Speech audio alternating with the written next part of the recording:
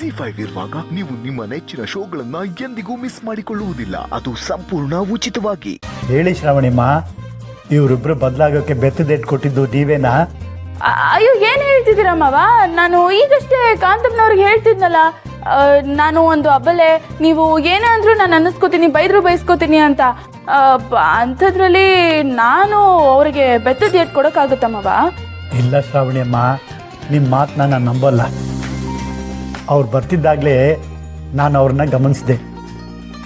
ಮುಂಚೆಲ್ಲ ಗತ್ತಲ್ಲಿ ಮೆರಿತಾ ಇದ್ದವರು ಈಗ ಕತ್ತೆತ್ತು ನೋಡ್ತಾ ಇಲ್ಲ. ತಲೆನೇ ನಿಲ್ದೇ ಇರೋ ಥರ ತಲಾಟೆ ಮಾಡ್ತಿದ್ರು. ಈಗ ತಲೆ ಮೇಲಿರೋ ಕಿರೀಟನ ಕಿತ್ತಿಟ್ಟಂಗೆ ಆಡ್ತಿದ್ದಾರೆ. ಯಾಕೋ ಅವ್ರ ನಡೆಗು ನುಡಿಗೂ ಸಿಂಕೆ ಆಗ್ತಾ ಇಲ್ಲ. ನ್ಯಾಯ ವಿನಯ ಅತಿಯಾಗಿದೆ, ಮಾತಲ್ಲಿ ಭಯ ಕಾಣ್ತಾ ಇದೆ. ಅದಕ್ಕೆ ಕೇಳ್ತಾ ಇದ್ದೀನಿ ಶ್ರಾವಣಿ ಮೊರೆ, ನೀವೇ ಏನಾದರೂ ಅವ್ರ ನೆಟ್ಟು ಬೋಲ್ಟ್ನ ಟೈಟ್ ಮಾಡಿದ್ದೀರಾ ಅಂತ. ಛೇ, ಎಲ್ಲಾದ್ರೂ ಉಂಟಾ ಮಾವ? ಅವ್ರನ್ನ ನಾನ್ ಬದಲಾಯಿಸೋದಕ್ಕಾಗುತ್ತಾ? ಇದೆಲ್ಲ ಕಾಲದ ಕೈಯಲ್ಲಿದೆ ಮಾವ. ಕಾಲ ಬದಲಾಗ್ತಿದೆ, ಅವ್ರಿಗೂ ಬುದ್ಧಿ ಬರ್ತಾ ಇದೆ. ಅದಕ್ಕೂ ನನಗೂ ಏನು ಸಂಬಂಧ ಇಲ್ಲ. ನನಗೇನೋ ಗೊತ್ತಿಲ್ಲ. ನಾನು ಹೋಗಿ ಫ್ರೆಶ್ ಅಪ್ ಆಗಿ ಬರ್ತೀನಿ, ಊಟ ಮಾಡೋಣ, ತುಂಬಾ ಹಸಿವಾಗ್ತಿದೆ. ನನಗೆಲ್ಲ ಗೊತ್ತಾಯ್ತು ಬಿಡಿ ಶ್ರಾವಣಿಯಮ್ಮ. ಇಷ್ಟು ದಿನ ಬಿರುಗಾಳಿ ಥರ ಅಬ್ಬರಿಸ್ತಿರೋರಿಗೆ ನೀವು ಕಾಳಿ ಅವತಾರ ತೋರಿಸಿದಿರ. ಕೆಟ್ಟತನದಲ್ಲಿ ಮೆರಿತಿದ್ದವ್ರ ಅಟ್ಟಹಾಸನ ಮಟ್ಟ ಹಾಕೋ ಥರ ಪೆಟ್ಟು ಕೊಟ್ಟಿರ್ತೀರ. ಈಗ ನಿಮ್ಮ ಮುಂದೆ ಇರೋ ಗುರಿ ಇವ್ರನ್ನ ದಾರಿಗೆ ತರಬೇಕು ಅನ್ನೋದು. ಇನ್ಮೇಲೆ ಆಟ ಮಜವಾಗಿರುತ್ತೆ.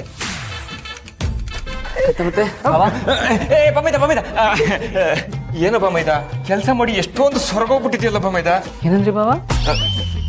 ಪ್ರೀತಿಯಿಂದ ಬಾಮೈದ ಅಂತ ಕರೆದೆ, ಅದಕ್ಕೂ ಸ್ವಾತಂತ್ರ್ಯ ಇಲ್ವಾ ನನಗೆ?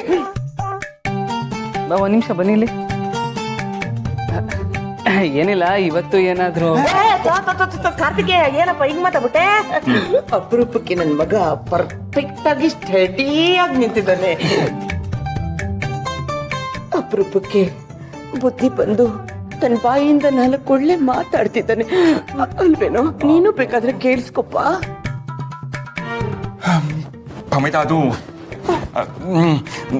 ನಿನ್ ಜೊತೆ ಸ್ವಲ್ಪ ಮಾತಾಡ್ಬೇಕು. ನನ್ನ ಕೈ ಕಾಲು ಮುಖ ತೊಳ್ಕೊಂಡ್ಬರ್ತೀನಿ, ಆಮೇಲೆ ಮಾತಾಡೋಣ. ಇಲ್ಲ ನಿಂತ್ಕೊ.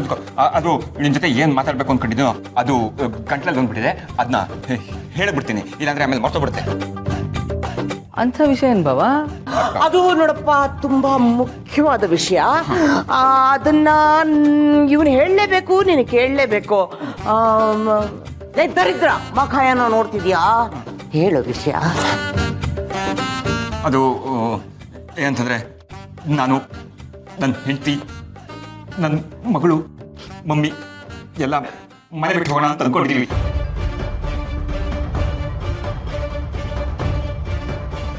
ಮಮ್ಮಿ ಅಂದ್ರೆ ನಾನೇ ಕಡಪ್ಪ, ಅದೇ ನಿನ್ನ ಪ್ರೀತಿಯ ಕಾಂತಮ್ಮತ್ತೆ. ಮನೆ ಬಿಟ್ಟು ಹೋಗ್ಬೇಕು ಅನ್ಕೊಂಡಿದ್ರ ಬಾವಾ? ಅಲ್ಲ, ಯಾಕೆ, ಏನಾಯ್ತು? ಏನ್ ಹೇಳ್ತಿದ್ದೀರಾ ಕಾಂತಮ್ಮ ಅವ್ರೆ? ನೀವೆಲ್ರೂ ಮನೆ ಬಿಟ್ಟು ಹೋಗ್ಬೇಕು ಅಂತ ಅನ್ಕೊಂಡಿದ್ದೀರಾ? ನೀವೇ ಹೇಳಿದ್ದು.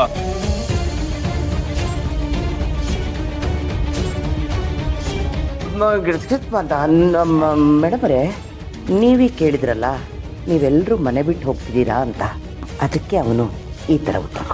ಹೌದೌದು, ನೀವು ಕೇಳಿದಕ್ಕೆ ನಾನು ಹೀಗೆ ಉತ್ತರ ಕೊಟ್ಟೆ.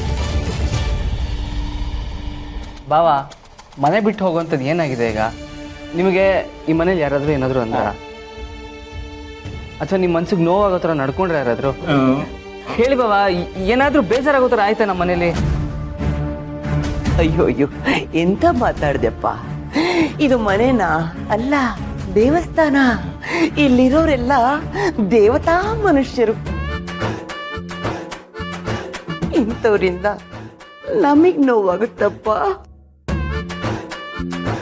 ಮತ್ತೆ ಯಾಕಂತ ಮತ್ತೆ?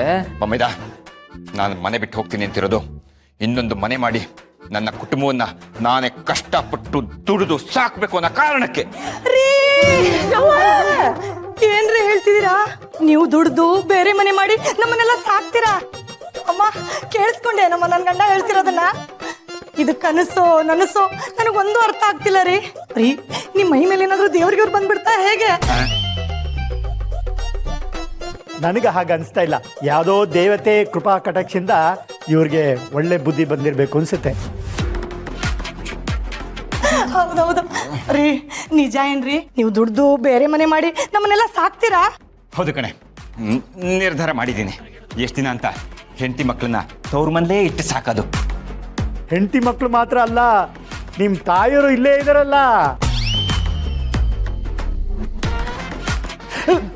ಬರೀ ಮಾತಿಗೆ ಹೇಳಿದೆ ಅಷ್ಟೇ. ನೀವು ಬರೀ ಮಾತಲ್ಲಿ ಹೇಳಿದ್ರು ಆ ಮಾತು ಸತ್ಯನೇ ಅನಂತ ಶಯನ. ನನ್ನ ಮಗನಿಗೆ ಬುದ್ಧಿ ಬಂದಿದೆ. ನಮಗೆ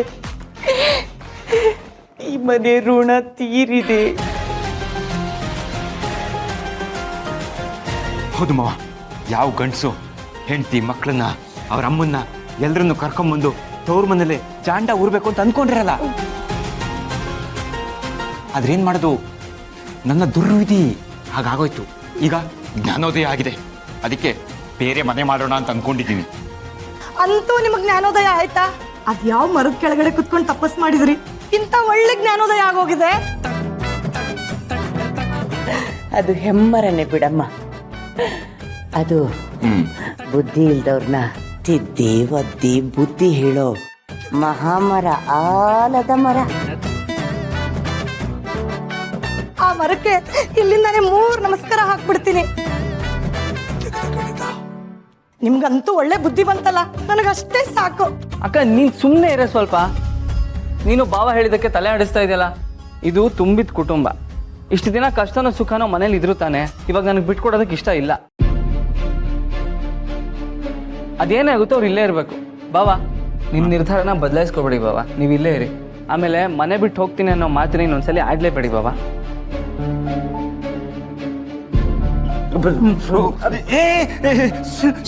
ಅಯ್ಯೋ, ಇಷ್ಟೊಂದು ನೊಂದ್ಕೊಂಡ್ಬಿಟ್ಟಿಲ್ಲ. ಇಷ್ಟಕ್ಕೆ ಇಷ್ಟೆಲ್ಲ ನೊಂದ್ಕೊಂಡ್ರೆ ಹೇಗೋ? ಆಯ್ತು ಕಣ, ನೀನು ಹೇಳ್ದಂಗೆ ಹೇಳ. ನೋಡಪ್ಪ, ನೀನು ನೊಂದ್ಕೋಬೇಡ, ನೀನು ನೊಂದ್ಕೋಬೇಡ ಕಾರ್ತಿಕೇಯ. ನಾವೀ ಮನೆ ಬಿಟ್ಟು ಹೋಗಲ್ಲಪ್ಪ, ಹೋಗಲ್ಲ ಹೋಗಲ್ಲ ನನ್ನ ಕಾರ್ತಿಕೇಯ, ನನ್ನ ಬಂಗಾರ.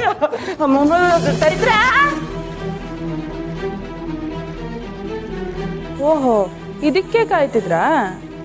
ಇಷ್ಟಕ್ಕೆ ನಿಮ್ಮನ್ನ ಬಿಟ್ಬಿಡ್ತೀನಿ ಅನ್ಕೊಂಡಿದ್ದೀರಾ? ಅಮ್ಮ, ಏನಮ್ಮ ಇದು?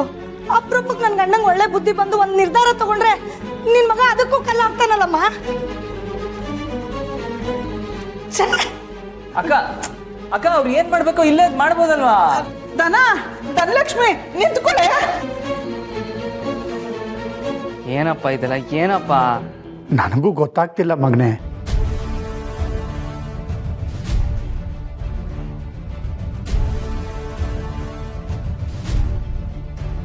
ರಾವಣಿಯಮ್ಮ, ಮಾವ, ZEE5 ಆಪ್ ಡೌನ್ಲೋಡ್ ಮಾಡಿ ಎಲ್ಲಾ ಸಂಚಿಕೆಗಳನ್ನು ಸಂಪೂರ್ಣ ಉಚಿತವಾಗಿ ನೋಡಿ.